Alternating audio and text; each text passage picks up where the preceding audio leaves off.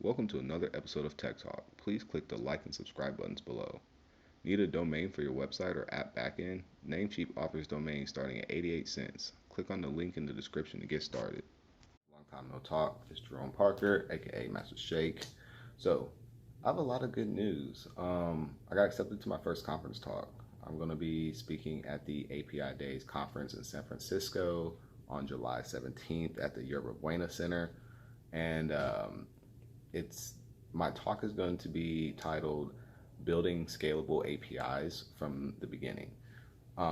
So the API Days conference is a conference series. I think they do 11 countries, um, and it's basically an API series, conference series focused on APIs and backend development.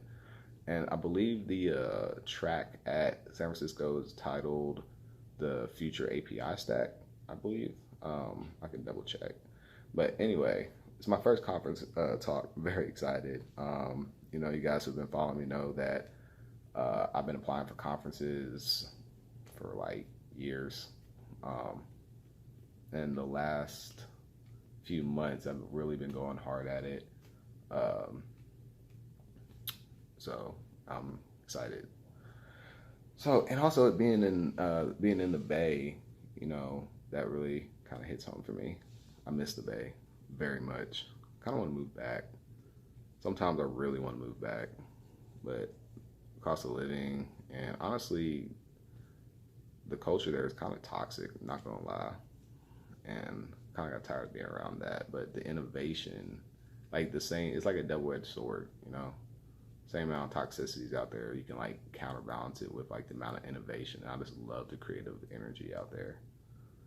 But anyway, I'm trying to replicate that here in Louisville. So um, speaking of which, the last 2 weeks I had put on, well, I didn't put on business partner Ricky Mason and his startup nonprofit Brainstem University.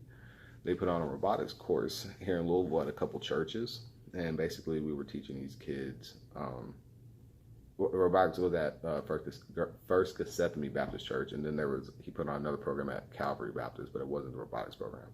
So the robotics program at First Gethsemane, we took these kids. I think the youngest was 9, and the oldest was I think like 12 or 13. They were elementary, middle school kids, and we used the Lego Roblox set, and taught them coding, functional coding, and they it was really funny, like because first day they were all like, "Oh, we can't do this; it's too hard." And on that final day, when they were like showing their parents, and showing, had them do challenges like go around in a square, push blocks, pull blocks, etc., etc. The look on those kids' faces when they were successfully doing it in front of their parents was priceless. Priceless. I live for that. Um, we're going to be doing more classes, um, and I think we're going to do 3 more. One in the fall, one next spring, one next summer. And I mean, just you guys know, like I started coding when I was 8, and most people don't start coding until they're like college or college age rather, and it just gave me some hope, and especially me being a young black male, didn't see any other uh, kids who looked like me who were coding growing up. I mean, I barely saw any kids, period. But to be there to be help instruct and teach a room full of black children how to code was really emotional for me. It was really emotional. Um, and I encourage everyone, especially if you have children, to get your kids involved in computer science. Kids are creative. Coding is perfect for children. It is the epitome of creation as far as technology, as far as innovation, um, ease of entry.